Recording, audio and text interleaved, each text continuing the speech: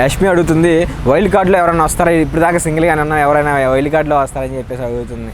Already పృథ్వీకి ఒక చూసుకోవాలనుకుంటే already లైన్లో ఉన్నట్టు అనిపించింది. ఆల్రెడీ ఒకసారి పృథ్వీ వచ్చినప్పుడు నాకు ఈ హౌస్లో ఇద్దరంటే ఇష్టం ఉంది అని చెప్పేసి అయితే చెప్పాడు.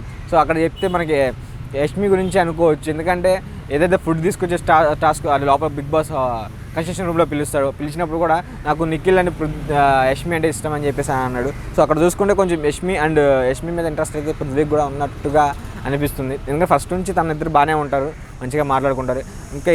ఇంకా చూసుకుంటే విష్ణు కన్నా కూడా యష్మి తన క్లోజ్ పృథ్వీకి. సో అలా చెప్పుండొచ్చు. సో ఇక్కడ చూసుకుంటే అక్కడ కూడా తను కూడా అంటున్నాడు, అమ్మా నీకు వైల్డ్ కార్డులో అంటే మనకంటే అంటాడు వైల్డ్ కార్డులో వచ్చే అవకాశం ఉంది.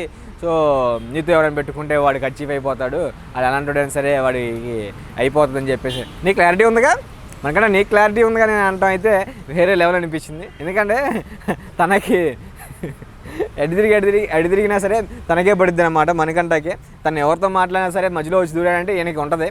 మధ్యలో అయితే అసలు వెళ్ళకూడదు. ఇంకోటి ఏంటంటే ఏం చేసినా సరే హౌస్లో ఏం చేసినా సరే తనకైతే ఉంటుంది. సో అది క్లారిటీ నీకు ఉంది కదా అని చెప్పి అన్న ఫీలింగ్తో అయితే చెప్పింది.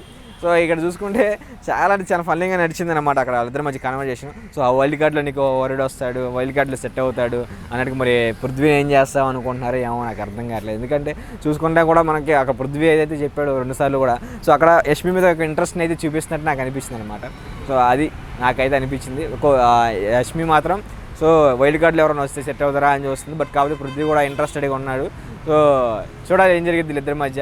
మన విష్ణుప్రియ మధ్య వస్తుంది ఇప్పటి నుంచో. సో విష్ణుప్రియకి ఏం జరిగిద్దో, విష్ణుప్రియకి ఇష్టపడతాడో లేదో తెలియాలి, చూసుకోవాలి. మరి వెళ్ళిపోయే లోపు అంటే పృథ్వీ బయటికి వెళ్ళే లోపు ఎవరిని ఇష్టపడతారో ఎవరిని ఏమవుతుందో అని చూడాలని.